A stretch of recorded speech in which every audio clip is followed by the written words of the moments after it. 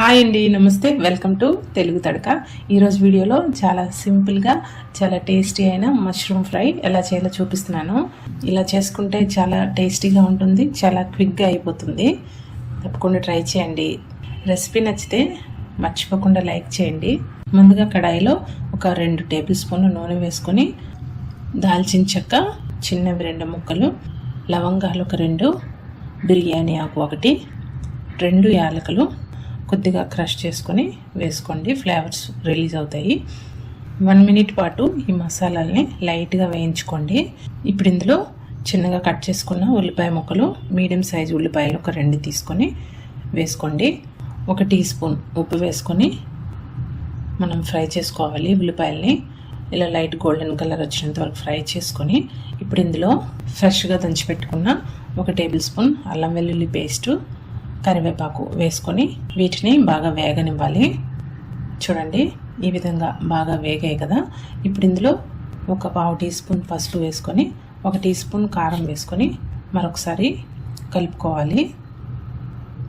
ఇలా కలుపుకున్న తర్వాత ఇప్పుడు ఇందులో ముందుగా చక్కగా వేడి నీటిలో బాగా క్లీన్ చేసుకొని కట్ చేసుకొని పెట్టుకున్న 1/2 కిలో మష్రూమ్ వేసుకోవాలి. మష్రూమ్ ఫస్ట్ నీళ్ళల్లో బాగా కడుక్కోవాలి. 2-3 సార్లు బాగా కడుక్కొని మరి చిన్న ముక్కలుగా కాకుండా ఇలా కొంచెం బైట్ సైజ్ పీసెస్గా కట్ చేసుకొని వేసుకోండి. ఫ్రైకి బాగుంటుంది.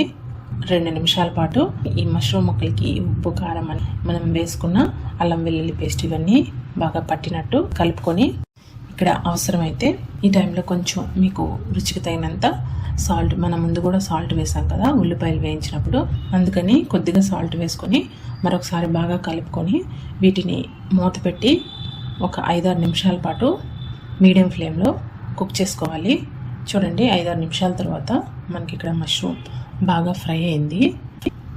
మరొకసారి ఇలా కలుపుకొని మళ్ళీ మూత పెట్టి మరొక 2-3 నిమిషాల పాటు మగ్గించుకోండి మీడియం ఫ్లేమ్లో. చూడండి, మరొక 3 నిమిషాల తర్వాత మనకి కంప్లీట్గా మష్రూమ్ బాగా కుక్ అయిపోయింది. మష్రూమ్ కుక్ అవ్వడానికి ఎక్కువ టైం పట్టదు, చాలా తొందరగానే ఫ్రై అయిపోతుంది. చాలా ఈజీ రెసిపీ. మరొకసారి ఇలా కలుపుకున్న తర్వాత ఇందులో ఇప్పుడు ధనియాలు, జీలకర్ర పౌడరు 1 టీ స్పూన్ వేసుకొని కొద్దిగా పచ్చిమిర్చి చీలికలు, సన్నగా తరుక్కున్న కొత్తిమీర వేసుకొని మరొకసారి ఇలా 1 నిమిషం పాటు కలుపుకుంటే మనకి చాలా టేస్టీ అయిన మష్రూమ్ ఫ్రై రెడీ అయిపోతుంది. చాలా టేస్టీగా ఉంటుంది. రైస్, పప్పుచారుతో సైడ్ డిష్గా చాలా బాగుంటుంది. రోటీతో కూడా చాలా బాగుంటుంది. తప్పకుండా ట్రై చేయండి. చాలా సింపుల్గా చేసుకోవచ్చు. వీడియో నచ్చితే లైక్ చేయండి, షేర్ చేయండి, సబ్స్క్రైబ్ చేయడం మర్చిపోవద్దు. Thank you so much for watching. Bye.